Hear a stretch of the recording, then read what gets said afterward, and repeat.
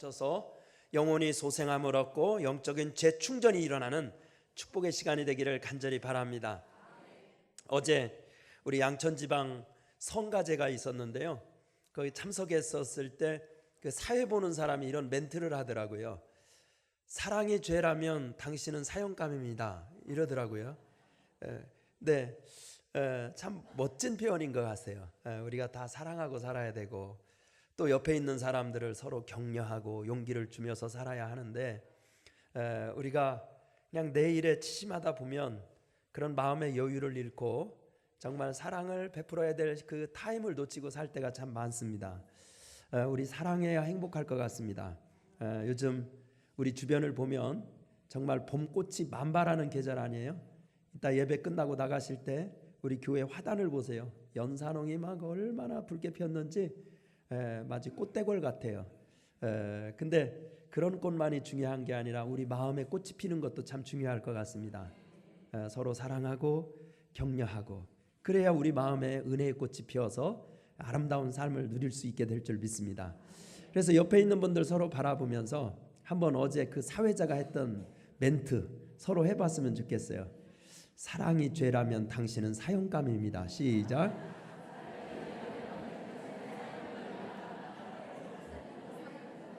자, 고맙습니다.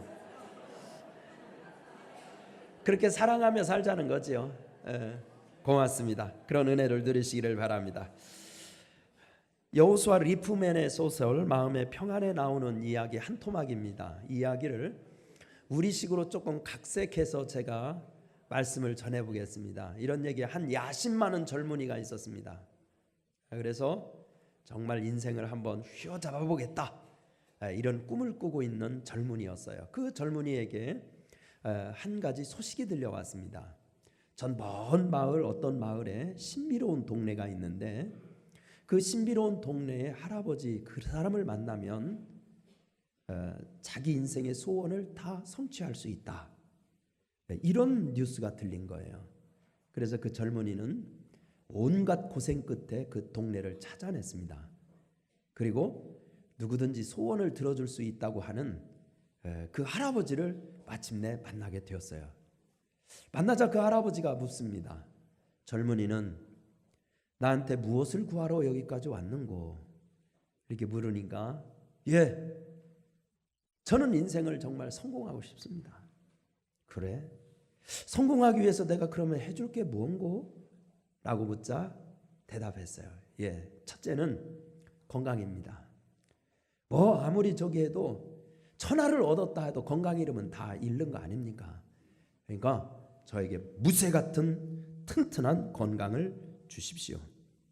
둘째는 말입니다, 요즘 시대가 뭐니 해도 머니가 최고라고 합니다. 돈이 있었으면 좋겠습니다. 많은 재물을 주십시오.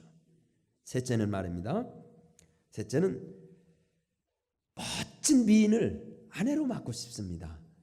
자, 누구나 그런 것 같아요. 좀 돈이 있고 건강이 있으면 예쁜 사람하고 살고 싶어 하는 것은 참 이심전심인 것 같습니다. 그렇죠? 미인을 얻고 싶습니다. 넷째로, 무엇든지 할 수 있는 난 재능을 주세요.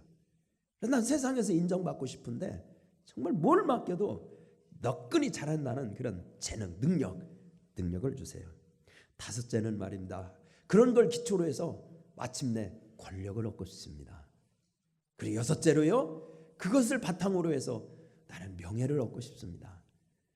끊임없이 자기 소원을 늘어놓기 시작하자 그 할아버지가 말을 가로막았어요. 여보게 젊은이가 원하는 그 모든 것도 평안이 없다면 하나도 누릴 수 없는 것일세, 그랬다는 거예요. 참 귀한 교훈 같습니다. 그렇죠? 아무리 많은 재물이 있어도 평안이 없으면 그 내 거일까요? 참 소중한 가르침입니다. 우리 삶을 행복하게 하는 요소가 여러 가지가 있습니다. 하지만 평안만큼 근원적이고 중요한 것은 없습니다. 그래서 우리 민족도 인사할 때 뭐라고 하나요? 안녕하십니까? 안녕하십니까가 뭐예요? 다 평안하냐는 거죠. 그렇죠? 이런 전통은요, 우리 민족만 가지고 있었던 게 아니에요. 성경의 민족, 구약에서도 이스라엘 백성들은요 인사할 때 그렇게 했어요. 평안하뇨? 예수님께서도 부활한 때 나타나서 평안하뇨? 이렇게 묻잖아요. 그게 이스라엘 사람들 인사법이에요. 샬롬, 평안이란 말입니다. 샬롬. 얼마나 동서고금을 막론하고 이 세상에 평안이 필요한가를 알려주는 단적인 증거라고 얘기할 수 있고요. 그토록 세상은 평안을 원하지만 우리가 살고 있는 이 세상은 의외로 그 평안을 누리지 못하며 산다는 반증이기도 합니다. 그렇다면 이 평안 없는 세상에서 우리가 어떻게 하나님이 주시는 평안으로 나에게 주신 이런 것을 누리면서 건강이든 가정이든 재산이든 직장이든 이 평안 가운데 누리면서 살 수 있는 방법은 무엇일까? 오늘 본문을 통해서 몇 가지로 찾아보겠습니다. 첫째로 하나님의 평안을 누리려면 전적으로 의지하라. 시작. 전적으로 의지하라. 6절 조금만 읽어보시면 됩니다. 6절 시작. 아무것도 염려하지 말고. 아무것도 뭐 하라고요? 염려하지 말라. 첫 번째 성경이 평안을 얻는 방법으로 아무것도 염려하지 말래요. 아멘 하셨어요? 여러분의 아멘을 그래서 나는 가끔 못 믿을 때가 있어요. 저는 이 부분이 어려워요.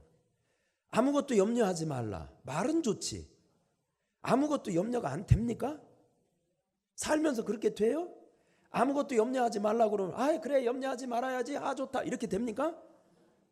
잘 안 되던데요. 저는 당장 눈앞에 걱정거리가 생기고 근심거리가 생기면 그게 막 심리적으로 타격이 와서 밥맛도 떨어지고 밤에 잠도 잘 안 오고 이렇게 되던데요. 근데 왜 성경에서는 이런 말을 말장난 같은 말을 했을까? 아무것도 염려하지 말라. 나 참 이거 사람 약 올리는 것도 아니고 말이에요. 그런데 이 말이 이 성경을 기록한 말의 어원을 찾아보면 그래서 이런 말을 했구나 이해할 수가 있어요. 우리 신약 성경은 고대 그리스어 헬라어로 기록되어 있어요. 근데 그 헬라어로 염려, 여기 보면 아무것도 염려하지 말라 할 때 그 염려라는 단어가 메림나오라는 헬라어 단어가 쓰이고 있어요. 근데 이 메림나오라는 단어는 두 단어가 합쳐진 거예요. 메리조, 이 말은 나누다, 갈라놓다 이런 말이고, 누스, 이 말은 마음이라는 말이에요. 그러니까 염려라는 말의 어근을 보면 마음이 갈라진 거, 마음이 나뉘어진 거라는 뜻을 가지고 있어요. 그러니까 염려하지 말라라는 말은 무슨 뜻이에요? 갈라진 마음을 하나로 만들어라 이런 뜻을 가지고 있는 거예요. 그렇기 때문에 염려하지 말라는 이 성경의 말씀을 잘 들어보면 이해가 되는 말이에요. 사실은 우리가 하나님 믿는다고 마음을 하나님께 드리고 옵니다. 그래서 교회 와서 내 마음 받아주세요. 찬송가도 뭐 다 그런 내용이잖아요. 우리 마음을 받아달라는 거잖아요. 찬송가, 기도가 다. 그래서 하나님 앞에 마음을 바칠 각오를 하고 교회 왔는데 예배 드리는 중간에도 갯돈 부을 생각, 이잣돈 갚을 생각 이런 게 부지불식간에 들어오면 주님께 드려진 마음의 한쪽 구세교를 자꾸 떼어가요. 그래요 안 그래요? 그래서 마음을 자꾸만 한 갈래 두 갈래 갈라놓기 시작하면 예배에 집중이 안 된단 말이에요. 그리고 마침내 내 마음이 소란해져서 어느새 갈라진 마음을 타고 불안이 엄습을 하고 염려가 쫓아오기도 해서 내 마음을 그냥 풍랑이는 바다처럼 뛰놀게 만들어 버린단 말이에요.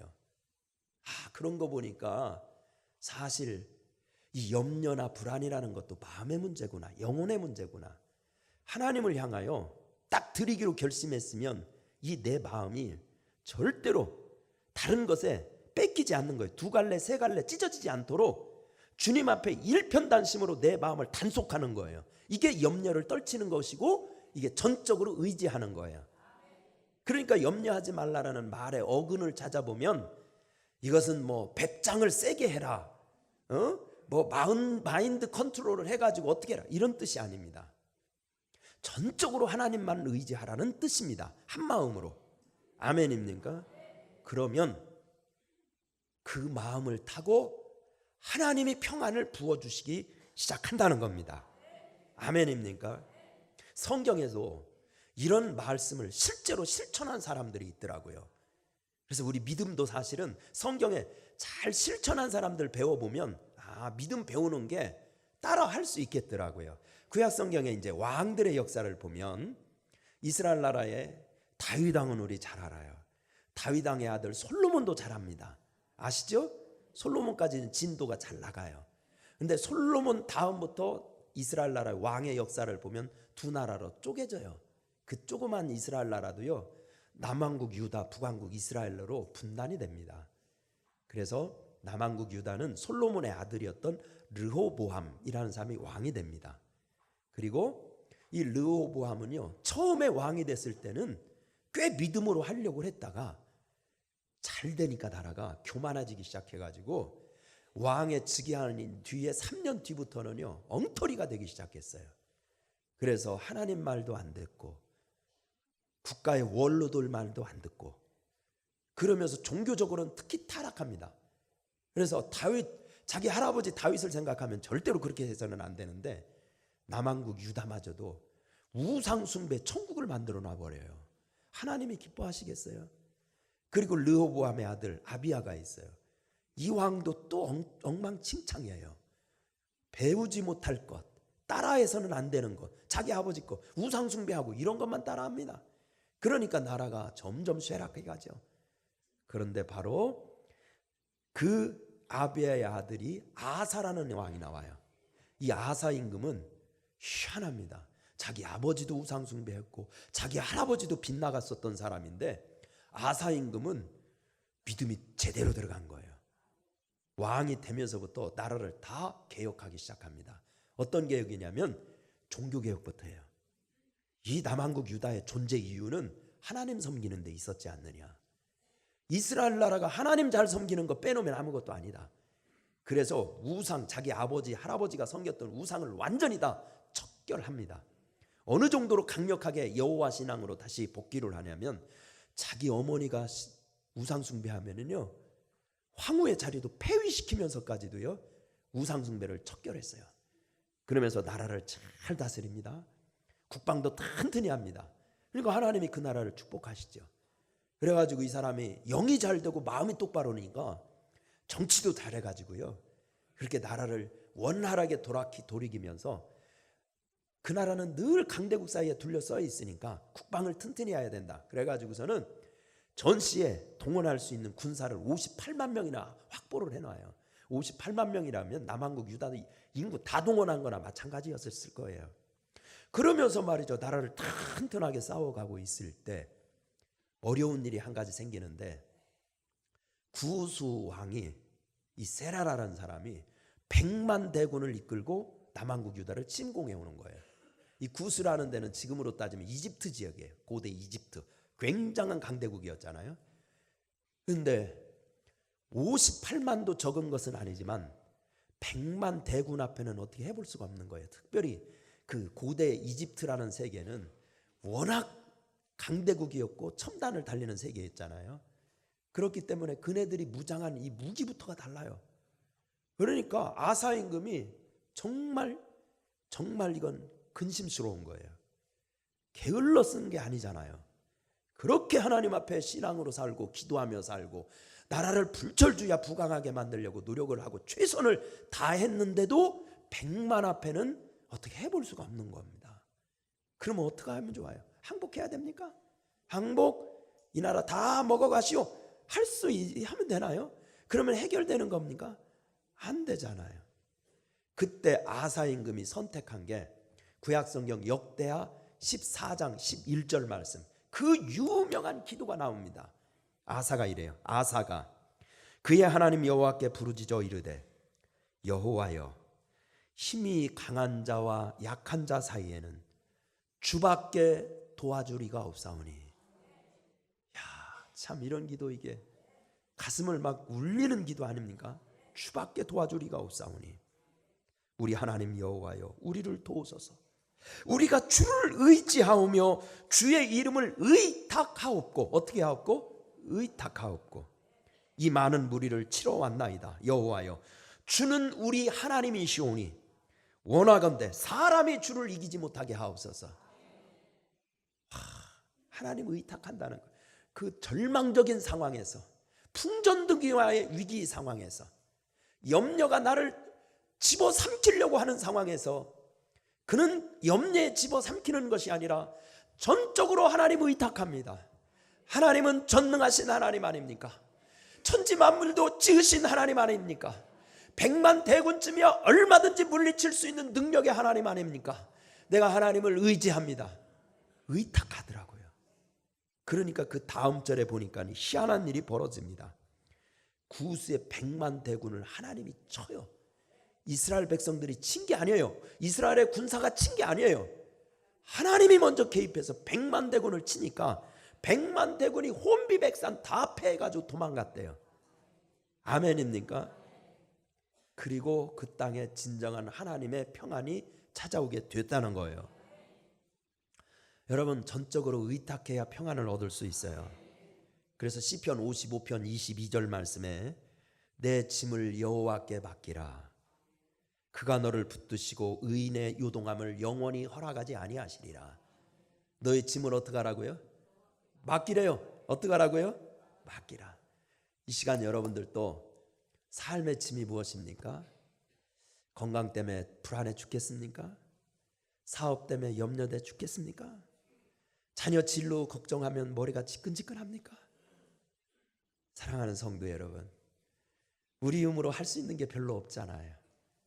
바로 그걸 맡겨야 되는 거예요. 이럴 때 의탁해야 하나님이 평안의 길로 우리를 인도해 주시는 거예요. 우리 남녀 불구하고 우리 공중 목욕탕 다니시잖아요.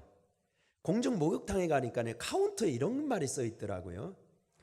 귀중품은 누구에게? 주인에게 어떻게 하라고요? 맡기십시오. 맡기지 않은 귀중품은 책임지지? 어떻게 그렇게 잘 아세요? 뚫어주게 잘하십니다.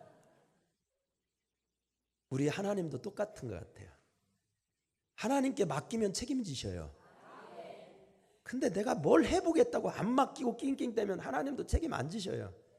어떻게 하자? 전적으로 의탁하자. 아멘. 하나님께 맡기십시다. 두 번째, 우리가 하나님의 평안을 누리는 방법, 간절한 기도입니다. 뭐가 있어야 된다? 간절한 기도.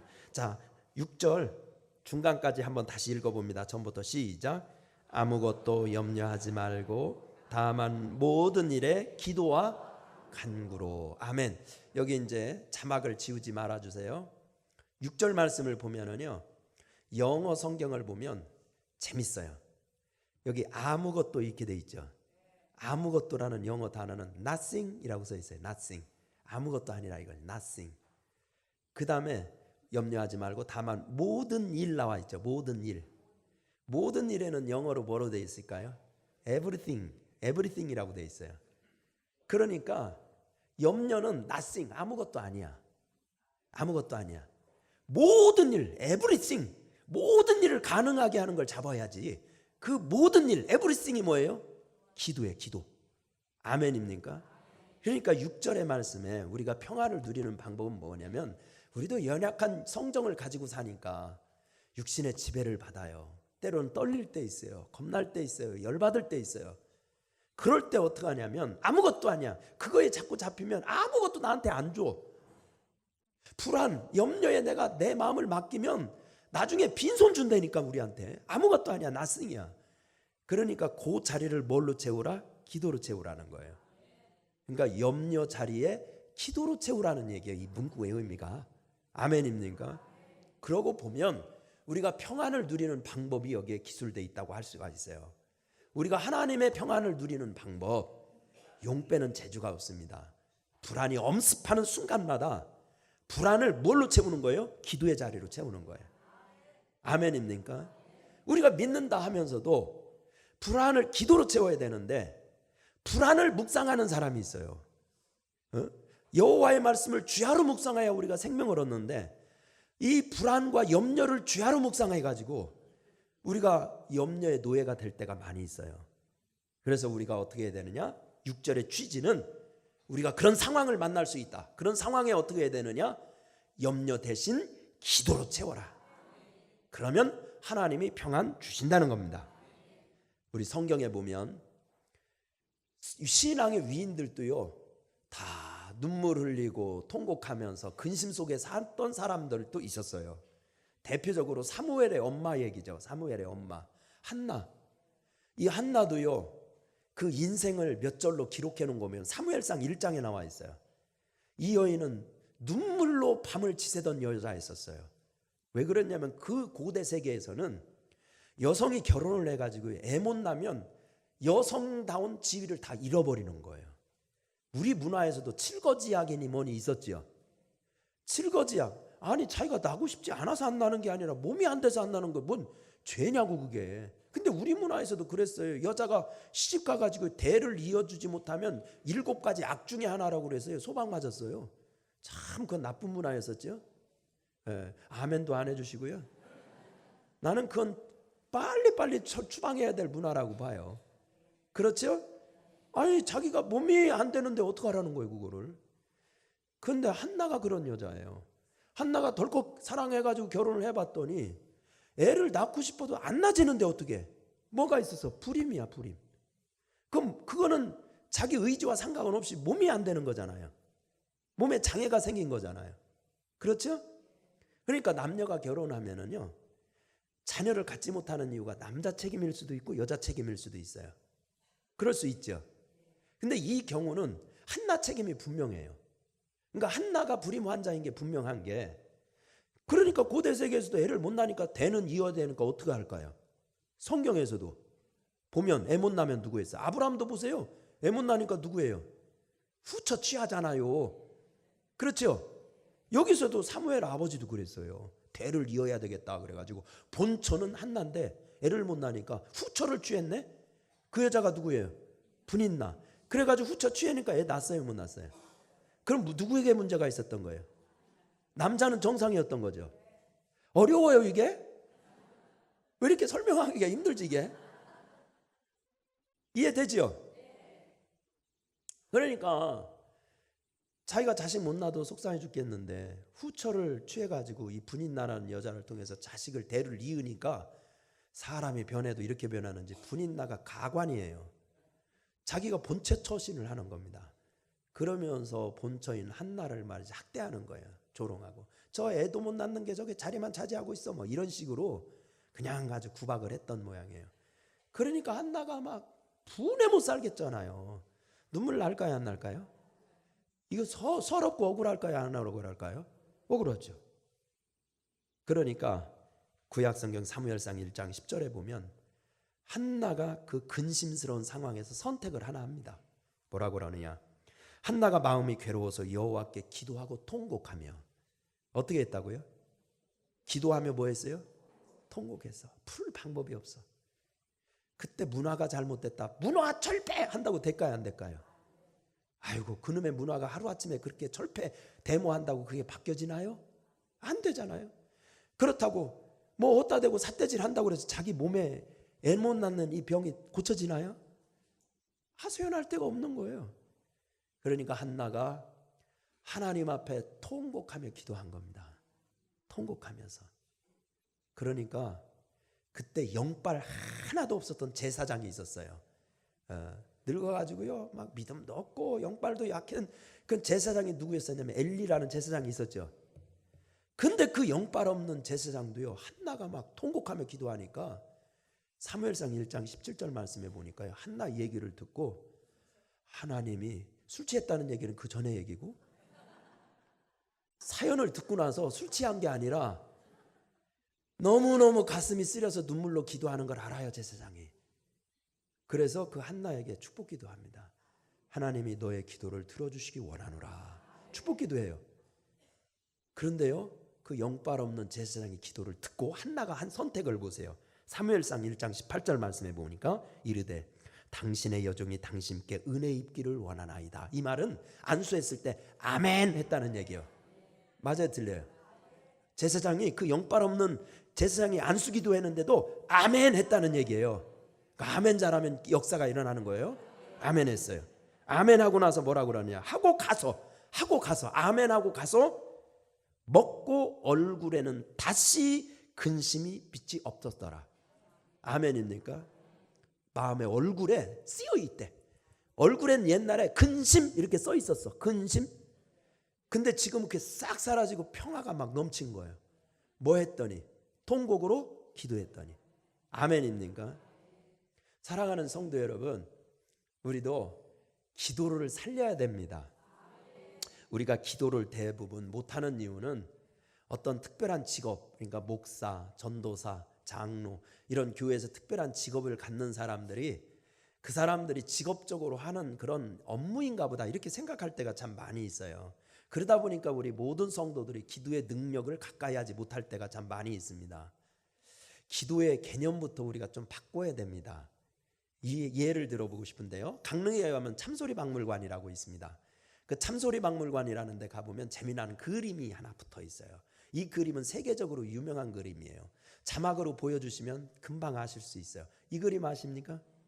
유명한 그림이에요. 왜 그림이 저 그림이냐면 세계적인 음반회사였던 EMI하고 RCA 그 회사 로고가 저거예요. 그러니까 세계 모든 레코드 시장을 다 한동안 주름 잡았던 그 회사의 로고가 저거였으니까 잘 알려질까 안 알려질까요? 우리 지금도 세계적인 기업 로고 다 알잖아요. 뭐 사과도 있고 뭣도 있고 막 이런 거 하면 다 알지요. 맞아요, 틀려요. 그런 식이었죠. 왜냐하면 그 EMI라는 음반 회사가 뉴욕에 가면 얼반이라는 그 도시가 있다네요. 저는 못 가봤어요. 거기에 가면 그 EMI 회사가 있었던 자리예요. 그 도시는. 그래서 그 도시의 상징은요, 저 개를 팔매 찼다 동상으로 만들어놨대. 도시 상징이래. 왜냐하면 그 도시에서는 그 회사가 제일 영향력이 센데 그 영향력 있는 그 회사 저 로고가 저거니까 동상으로 세워놓을만 하겠잖아요. 그만큼 유명한 거예요. 근데 저 그림이 저렇게 유명하게 된 데는 한 가지 사연이 있습니다. 영국에서 있었던 일이에요. 한 젊은이가요, 일을 마치고 집으로 가고 있는데 한 버려진 개가 쫄래쫄래 따라오는 거예요.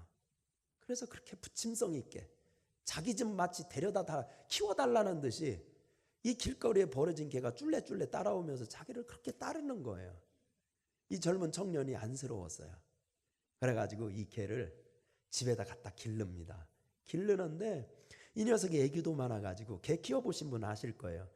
저도 집에서 개 키우면 안 되는 줄 알았던 사람입니다.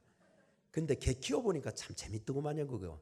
그래서 개 키우면은요, 제 개가 기분이 좋으면 발로 막 이렇게 주인이 어디 가려면 이렇게 딴지를 걸면서 뒤꿈치를 살살 이렇게 아프지 않게 깨물고 그래요. 근데 제가 그랬어요. 그래가지고 막 따르면서 주인의 뒤꿈치를 이렇게 깨물어요.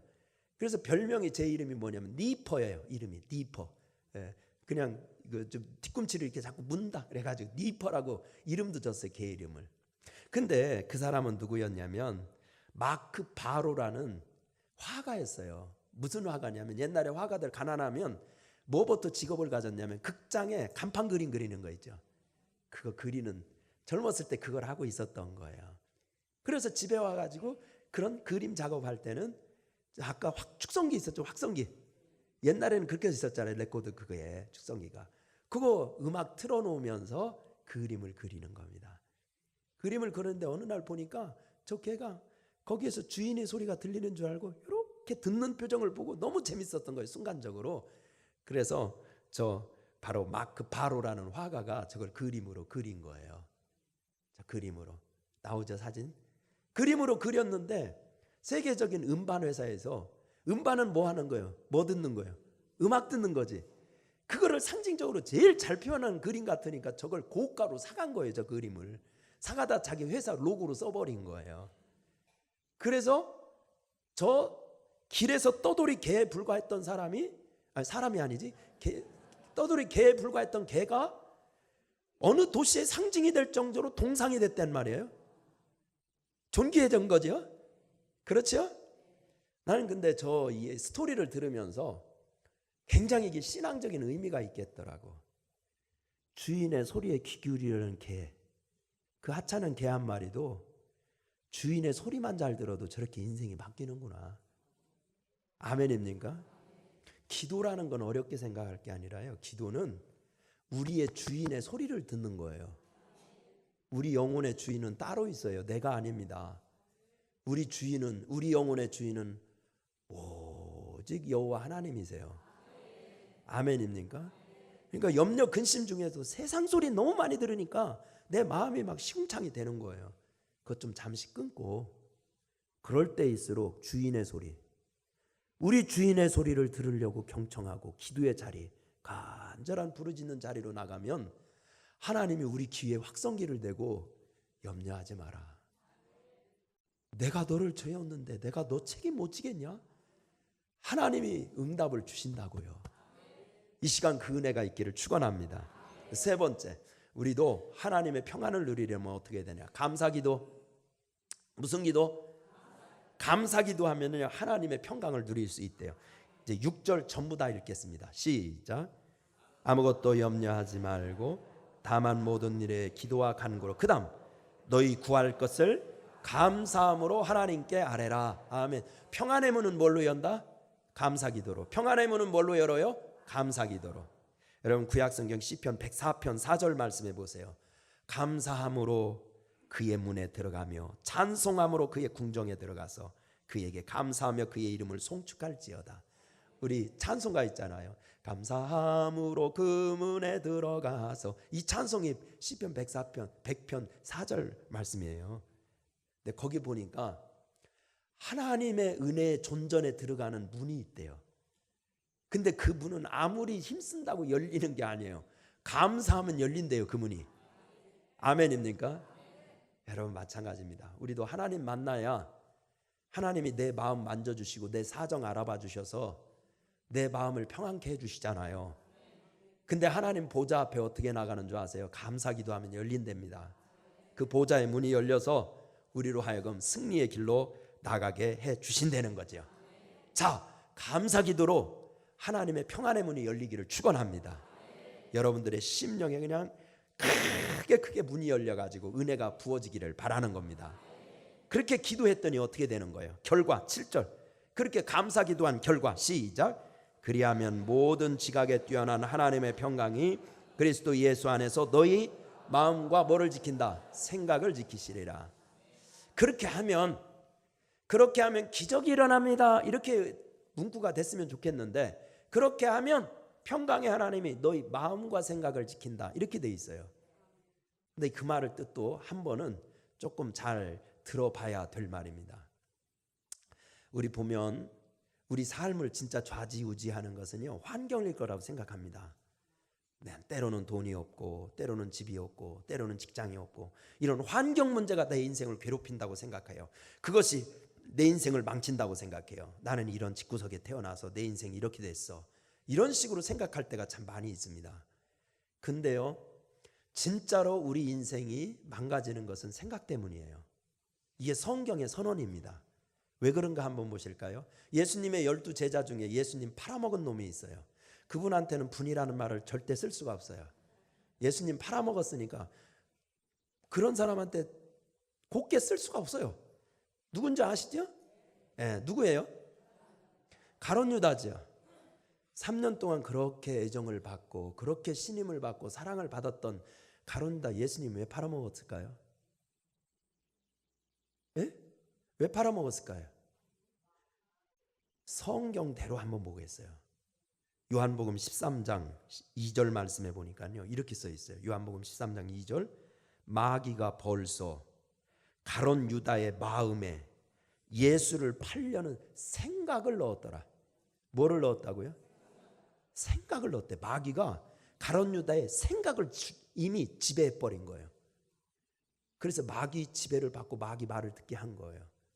아, 이거 놀라운 거예요. 아멘입니까? 여러분, 베드로는 그랬잖아요. 우는 사자같이, 너희 대적 마귀가 우는 사자같이 삼킬자를 두루 참는데요. 예수 믿는 사람들도요, 마귀가 우리 예수 믿는 사람들 막 그냥 평안이 아니라 염려 근심에 휩싸이게 하려고 그렇게 막 우리를 찾고 있다는 겁니다. 그럼 마귀가 우리한테 어떻게 올까요? 마귀, 우리 막 귀신 영화 많이 있죠, 요즘? 귀신 영화 많이 보면 막 희한하잖아요. 막 그냥 괴괴한 모습들, 뿔이 나 있고 막 얼굴이 막 그냥 에일리언처럼 막 괴물처럼 돼 있고, 이런 식으로 해서 여러분 마귀가 우리한테 올까요?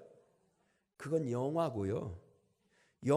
실제에서는 마귀가 그런 식으로 오는 게 아니에요. 성경이 분명히 얘기하고 있어요. 마귀는요, 생각을 조종해서 온답니다. 아멘입니까? 생각을 조정해서 와요. 그러니까 사람이 생각이 망가지면 다 망가지는 거예요. 그래서 한번 보세요. 마귀가 어떻게 하나. 우리 속에 부정적인 생각 넣어주면 우리 부정적인 사람 되는 겁니다. 맞아요, 틀려요?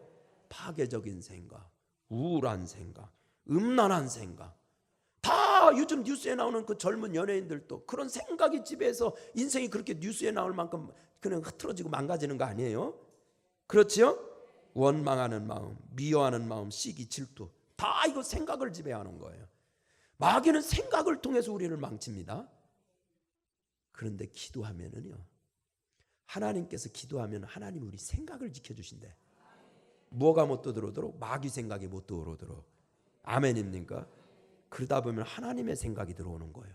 하나님의 생각, 하나님의 마음, 예수님의 생각, 예수님의 마음이 들어오기 시작하면 우리가 형용할 수 없는 삶의 에너지와 지혜와 능력이 생기기 시작하는 거예요. 예수님은 우리 생각을 지키시는 분이에요.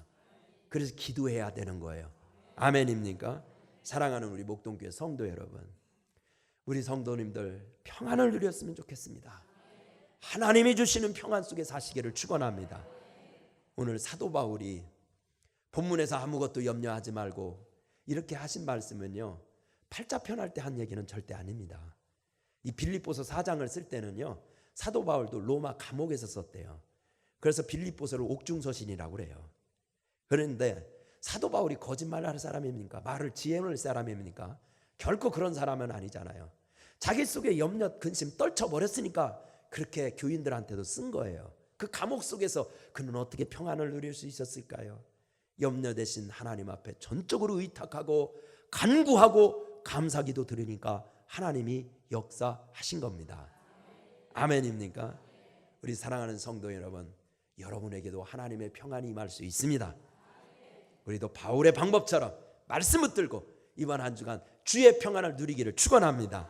우리 다 함께 한번 찬송가 405장, 찬송 되게 쉬워요. 주의 친절한 팔에 안기세. 주의 친절한 팔에 안기면요, 우리 마음이 평안해진대요. 박수 치면서 한번 3절까지 쫙 불러보고, 하나님, 우리가 세상에 나가면 평안을 그토록 원하는데 내 마음이 평안이 아니라 염려가 찾아올 때가 많아요. 예수님, 내 생각을 지켜주세요. 마음을 지켜주세요. 내 기도를 지켜주세요. 그래서 내 삶을 평안히 지배할 수 있게 해주세요. 1분 동안만 간절히 통성으로 기도합시다. 박수치며 찬양합니다.